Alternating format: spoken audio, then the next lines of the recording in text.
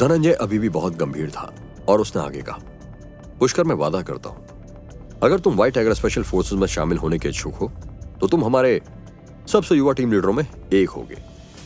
तुम्हारा level director Rajveer से भी बहुत ऊंचा होगा। यह सुनते ही हर कोई हैरान रह गया। धनंजय सर, क्या यह नियमों के खिलाफ नहीं है? वह भी सिर्फ एक स्टूडेंट है और क्या मुझे टीम लीडर अपॉइंट करते समय तुम्हारे ऐसे छोटे डायरेक्टर की परमिशन लेनी पड़ेगी? ठीक है, जैसा आप ठीक समझे। पुष्कर, मैं भी जोश में था। उम्मीद है आप मेरी कही हुई बातों का बुरा नहीं मानेंगे। और अब पुष्कर से बात करने का उसका लहजा भी बदल चुका था। श्वेता की आंखें चौड़ी हो गईं और अंततः उसके चेहरे पर मुस्कान आ गई। उसकी मेहनत बेकार नहीं गई। पुष्कर ने डायरेक्टर राजवीर पर नजर डाली और पुष्कर को उसकी शक्ल देखकर थोड़ी सी हंसी आ गई। फिर पुष्कर ने धनंजय की ओर देखा और गंभीरता से कहा, मुझे माफ करें, मैं आपके व्हाइट टाइगर स्पेशल फोर्स में शामिल नहीं होऊंगा। क्या? पुष्कर, आप टीम लीडर की ताकत को नहीं जानते होंगे। उसके ऐसे फायदे हैं जिनकी आप कल्पना भी नहीं कर सकते। चाहे जो भी लाभ हो, मैं शामिल नहीं होऊंगा। मैं आपकी दयालुता की सराहना करता हूं। अगर सब ठीक है तो अब मैं जाना चाहूंगा। पुष्कर, एक मिनट रुके, आप हमें अपनी डिमांड बताएं। पुष्कर टूटे दरवाजे से बाहर निकलने लगा और दूर से कहा, आपकी स्पेशल फोर्स मुझे नौकरी पर नहीं रख सकती।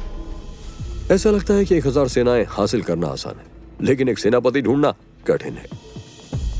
वो दुखी होकर आहें भरने के अलावा कुछ नहीं कर सकता था। आपको हार मानने की जरूरत नहीं है। पुष्कर चाहे कितना भी ताकतवर क्यों ना हो, है तो आखिरकार वह एक आदमी ही। अपनी कमजोरी से ज्यादा और कुछ भी नहीं है। और वह कमजोरी क्या है? पावर, ब्यूटी और मनी। पुष्कर चलकर काफी दूर निकल आया था और थोड़ा इंतजार करने के बाद उसने एक बस को आते हुए देखा। वह सीधे बस पर चढ़ गया। ठीक इसी वक्त उसने देखा अक्षिता भी आकर उसी बस में चढ़ गई थी। अंदर खड़े खड़े तुम परेशान नहीं हो रहे हो? अक्षिता ने धीरे धीरे पुष्कर की तरफ आते हुए कहा, तुम कहना क्या चाहती हो? मुझे पता है कि तुम्हारे पास एक बहुत स्पेशल दवाई है। अगर तुम मेरा साथ दोगे तो मैं तुम्हें गारंटी दे सकती हूँ कि तुमने अपनी जिंदगी में जितना कभी सोचा भी नहीं होगा उतना पैसा कमा सकते हो। मेरी दवाइयां एक खास पर्पस के लिए हैं। पैसा किसी को भी खराब नहीं लगता। मेरी बात मानो और वो दवाइयां मुझे बेच दो। मैं तुम्हें 1 लाख रुपए दे सकती हूँ। तुम्हारे पास कितनी गोलियां हैं? तुम्हारे पास जितनी भी हो मैं सब खरीद सकती हूँ। अगर तुम्हारे लिए 1 लाख कम हो तो मैं तुम्हें 1.5 या 2 लाख भी दे सकती हूँ। कितना चाहिए तुम्हें? बोलो ना। क्या तुम 3 लाख में बेचना चाहते हो? कि तुम चाहे कितने भी रुपए दो, मैं वो दवाइयां नहीं बेचूंगा।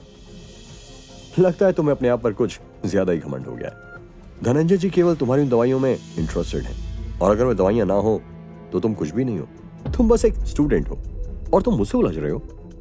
अगर तुम मुझे नहीं बेचोगे तो क्या होगा? हाँ, तुम रहोगे गरीब के गरीब स्टूडेंट ही। तुम्हें इस दुनिया के बारे में क्या पता है? तुम जैसे लोग अपनी पूरी जिंदगी गरीब पे गरीब ही रहोगे और एक दिन इसी गरीबी। ठीक इसी वक्त बस के पीछे एक चमकदार लाल रंग की कार जोरदार आवाज करते हुए तेज स्पीड में आ रही थी और ये वाली कार एक रेसिंग कार थी। वाओ! करीब 1 दर्जन लग्जरी कार बस के बगल में से तेजी से गुजरने की वजह से बस में खड़े लोग हैरान रह गए। कई सारी कार्स ने इस वक्त बस का रास्ता रोक लिया था। जब ड्राइवर ने देखा तो उसने डर के मारे तुरंत बस रोक दी। सामने खड़ी कार का सीसर डोर खुला और उसमें से एक अमीर आदमी अपने सनग्लासेस उतारते हुए बाहर निकला और तेजी से बस की ओर चलने लगा। बाकी सभी कार्स में से भी एक के बाद एक लोग उतरे और बस की ओर आने लगे। जल्दी दरवाजा खोलो! जैसे ही बस का दरवाजा खुला, वह सारे अमीर लोग तुरंत बस में चढ़ गए। किसी को भी डरने की जरूरत नहीं है। हम यहाँ किसी को खोजने आए हैं। अक्षिता और पुष्कर एक साथ खड़े थे।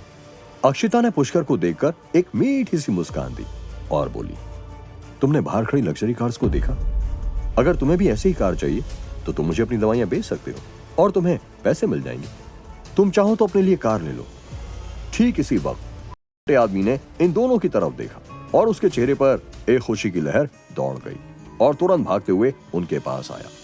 अक्षिता की स्माइल और भी ज्यादा चार्मिंग हो गई। उसने उम्मीद नहीं की थी कि जैसे वह किसी पब्लिक ट्रांसपोर्ट पर निकलेगी, लड़कों को उसकी खबर पता चल जाएगी। अमीर आदमी मुस्कुराते हुए आया और उसने खूब झुककर सलाम किया, जिसे देखकर अक्षिता और भी ज्यादा घमंड में आ गई। उसने पुष्कर की तरफ अपनी खूबसूरत आंखों से देखा और मुस्कुराते हुए कहा, पुष्कर, आप सचमुच में यहाँ हो? मैं आपको लेने आया हूँ। ये सब यहाँ क्या चल रहा है? उसके चेहरे का रंग तुरंत बदलकर पहले गुस्से से लाल हो गया और फिर एकदम फीका पड़ गया। मैंने जिग्नेश भाई से फोन पे बात की और तब मुझे पता चला कि आप यहां हो, तो मैं आपको पिकअप करने के लिए बिना बुलाए ही आ गया। यह आदमी और कोई नहीं बल्कि खुद रंगा था, जो पूरे बंदरगाह को कंट्रोल करता था। रंगा को पहले पूरी बात पता नहीं थी और जब जिग्नेश ने उसे सारी बात बताई तो वह तुरंत अपने कई दोस्तों के साथ पुष्कर को पिकअप करने के लिए महंगी महंगी गाड़ियों में वहां पहुंच गया था। क्या अक्षिता पुष्कर से दवाई ले पाएगी? क्या पुष्कर अक्षिता को अपने साथ ले जाएगा? जानने के लिए सुनते रहिए ये एक्साइटिंग कहानी सिर्फ पॉकेट एफएम पर।